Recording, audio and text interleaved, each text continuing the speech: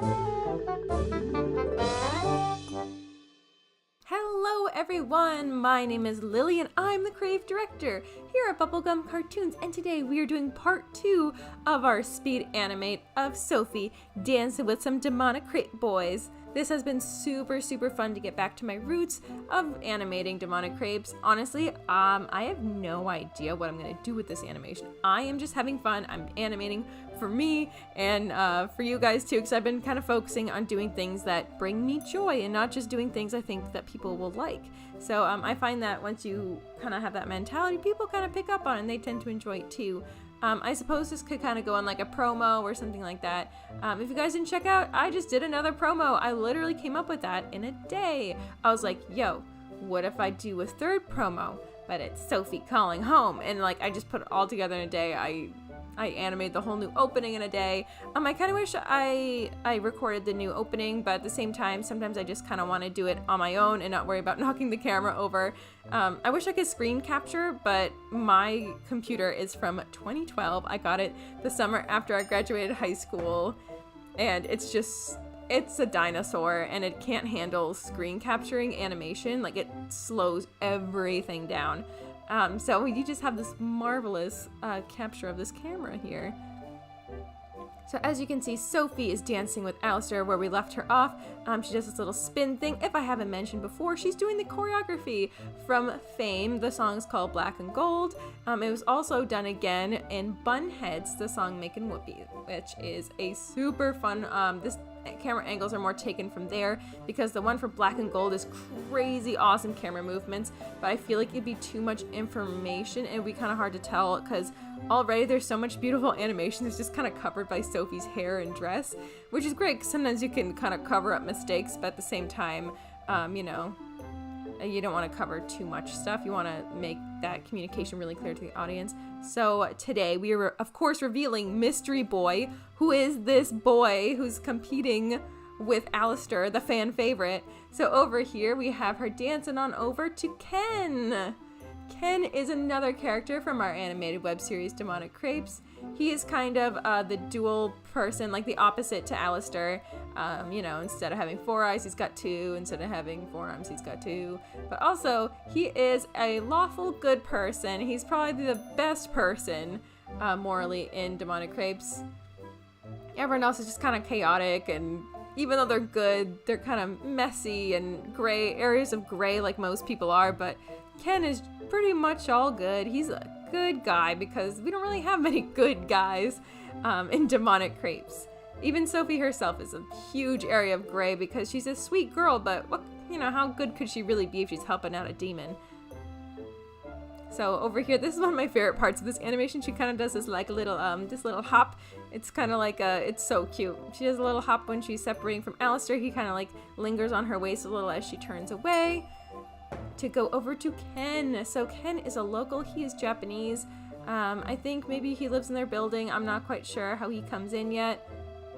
He might also work in Harajuku. He does not work at Harajuku Crepes, where Sophie and Alistair work. But yeah, he's a real nice guy. He's the sweetest little cinnamon bun you ever did see. And yeah, he's supposed to like kind of play off of Alistair to be like the super sweet boy next door, can't do nothing wrong, so adorable, smells like cupcakes and sugar cookies kind of guy, which is a really great break from the bad boy type that runs more throughout this show. So I'm really happy with this character, and I love the way he turned out. He's just got these like this dreamy little boy swoop in his hair, and he has this cute button-up shirt, like he's going to church or something.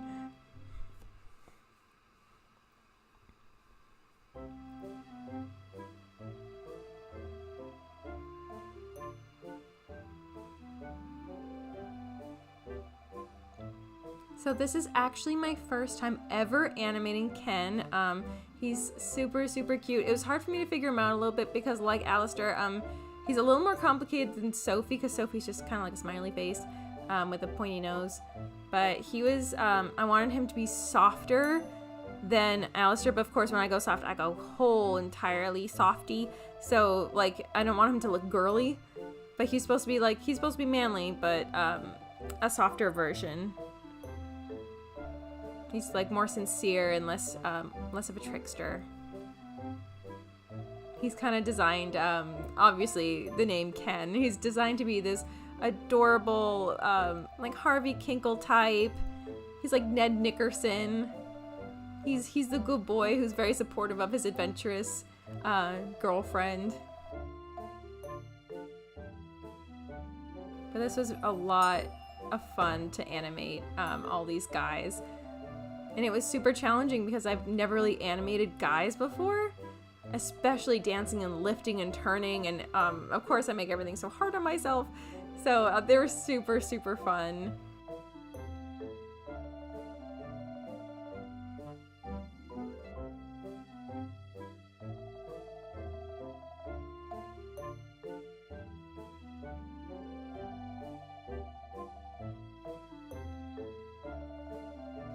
Yeah, this was so much fun to animate. The more characters, the harder it gets, but it was just so swift, and like you can tell a lot of how she feels about these characters by how she dances with them. So with Alistair, it's all kind of sharp, it's ups, it's downs, it's twirling, and when she's twirling, she's kind of throwing her head back and just like letting her hair just fly around her and experience it. But with Ken over here, when he spins her around, it's much slower. They take it in. It's all the highs. Like, she doesn't hesitate when she jumps into his arms. And I noticed this in the original choreography too. Like, when she spins on over to Alistair, she like kind of makes eye contact for a second to make sure he's got her, and then she does the split to the floor. Whereas with Ken, like, she doesn't hesitate. She just jumps right on his shoulder and spins around. And they make eye contact the whole time, and they kind of hold each other's gaze, and as he's lowering her back down, they kind of start to smile, and you can kind of see like this little gap in his tooth. There's a lot, it's a lot sweeter, and it's a lot more wholesome and trustworthy, and I just want to communicate that through dance and just their expressions. I want to like show, not tell. This should all be just visually told that they really enjoy each other and they really trust each other a lot. So who do you guys like better? Who do you think's a better dancer? Is it Alistair? Is it Ken?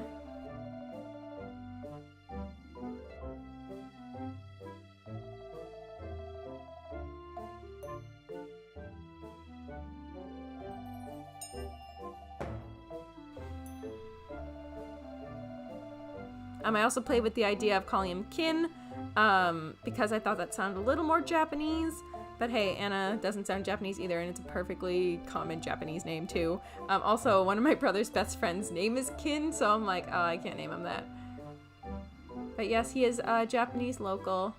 My friend Sasha asked me if any of the characters on the show are Japanese, and of course, almost all of them are, since it does take place in Tokyo. Sasha is an amazing artist. She's a coworker of mine, and she is such a delight. She's such an inspiration, and I'm really excited to have her voice some characters on the show. So far, I think the main role I kind of want her in right now is just like news reporters and people in the background and stuff like that, because if you guys saw in Sophie's Picnic Panic, the storyboard, she does get on the news. She kind of makes a fool of herself, and underneath, like, it has all the translation where they call her Princess Super Crystal, and this is kind of like this jokey what the public call her, because she's just Sophie, like, she just saves the planet and stuff like that. So I'm like, how did the society of Tokyo refer to her, like, when she's on the news? So I just put together like all my favorite like garbage words.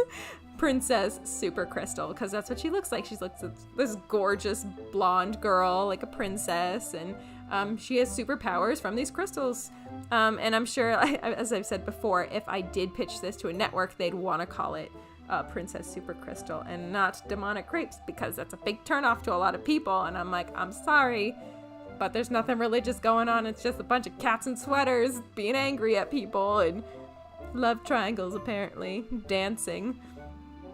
So, yeah, since I had those kind of like translations on screen, I'm like, oh, I think this would seem a lot more legit if I actually had a Japanese reporter, saying like, oh, what's this girl up to? And, tune in next time. Alrighty, guys, are you ready for the full animation? And away we go. 2 days of work.